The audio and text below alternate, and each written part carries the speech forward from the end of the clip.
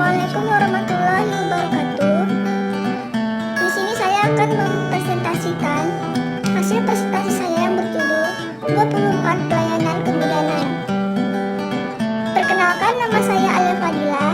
Saya dari Prodi S1 Kebidanan dari Institut Kesehatan Mitra Bunda Batam. Dan pelayanan kebidanan meliputi 24 standar yang dikelompokkan menjadi 5 bagian besar, yaitu yang pertama, standar pelayanan umum, ada 2 standar. Yang kedua, standar pelayanan antenatal, yaitu ada 6 standar. Yang ketiga, standar pelayanan persalinan, ada 4 standar. Yang keempat, standar pelayanan nifas, ada 3 standar. Yang kelima, standar pelayanan kedaruratan obstetri neonatal, ada 9 standar. Jadi di sini ada standar yang pertama, yaitu persiapan untuk kehidupan keluarga sehat. Yaitu maksudnya adalah bidan memberikan penyuluhan dan nasihat kepada keluarga dan masyarakat terhadap segala hal yang berkaitan dengan kehamilan, termasuk penyuluhan kesehatan umum. Yang kedua adalah pencatatan dan pelaporan. Bidan melakukan pencatatan dan pelaporan semua kegiatan yang dilakukannya, seperti registrasi semua ibu hamil di wilayah kerja, perincinan pelayanan yang diberikan kepada ibu hamil atau bersalin atau nifas, dan bayi baru lahir, semua kunjungan rumah, dan penyuluhan kepada masyarakat. Standar 3, yaitu identifikasi ibu hamil. Yang dimaksud identifikasi ibu hamil adalah bidan melakukan kunjungan rumah dan berinteraksi dengan masyarakat secara berkala untuk memberikan penyuluhan dan motivasi ibu, suami, dan anggota keluarga agar mendorong ibu untuk memeriksakan kehamilannya sejak dini secara teratur. Yang keempat yaitu pemeriksaan dan pemantauan antenatal. Pemeriksaan meliputi amnesis dan pemantauan ibu dan janin dengan seksama untuk menilai apakah perkembangan berlangsung normal. Standar 5, palpasi abdominal. Bidan harus melakukan pemeriksaan abdomen secara seksama dan melakukan palpasi untuk memperkirakan usia kehamilan. Bila umur kehamilan bertambah, memeriksa posisi bagian rendah, masuknya kepala janin ke dalam rongga panggul untuk mencari kelainan dan merujuk tepat waktu. Standar 6, pengelolaan anemia pada kehamilan. Bidan melakukan tindakan pencegahan anemia, penemuan, penanganan, rujukan sebuah kasus anemia pada kehamilan. Standar 7, pengelolaan dini hipertensi pada kehamilan. Menemukan secara dini kenaikan tekanan darah pada kehamilan dan mengenali tanda gejala reklamasi lainnya, serta mengambil tindakan yang tepat dan merujuknya. Standar 8, persiapan persalinan. Bidan memberikan saran yang tepat pada ibu hamil, suami, atau keluarga pada trimester 3, memastikan bahwa persiapan persalinan bersih dan aman. Suasana menyenangkan akan direncanakan dengan baik. C. Standar pelayanan persalinan. Standar 9, ada asuhan persalinan kala 1. Bidan menilai secara tepat bahwa persalinan sudah mulai, kemudian memberikan asuhan dan pemantauan yang memadai dengan memperhatikan kebutuhan ibu selama proses persalinan berlangsung. Standar 10, persalinan kala 2 yang aman.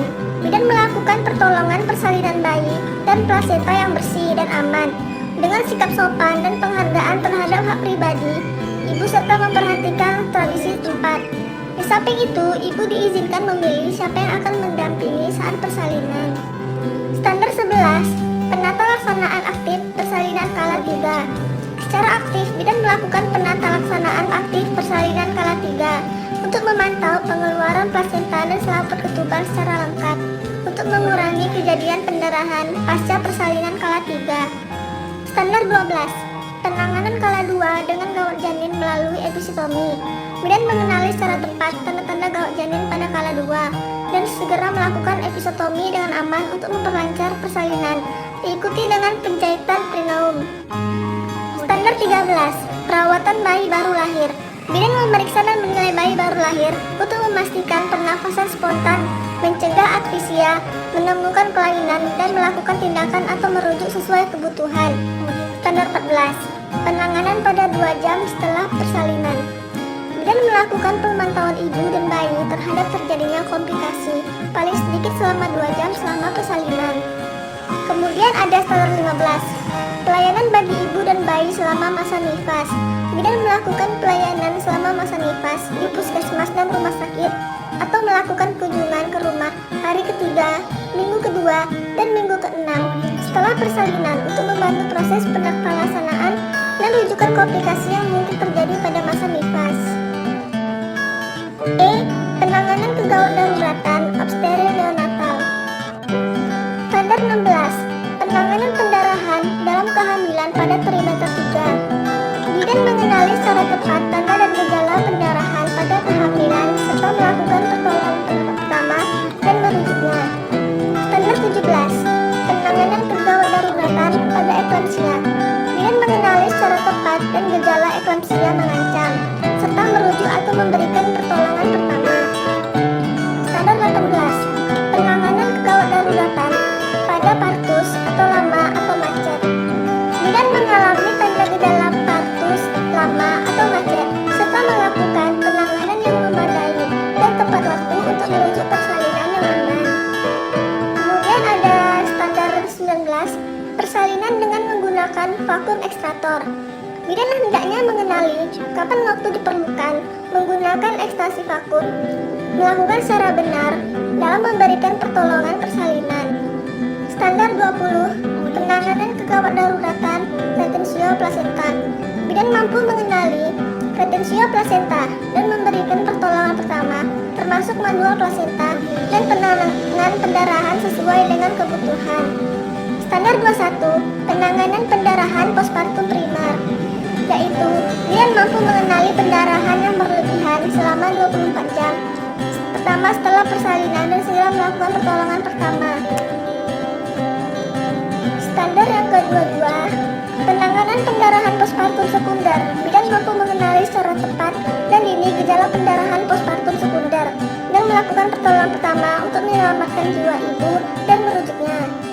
Standar 23, penanganan sepsis puerperalis.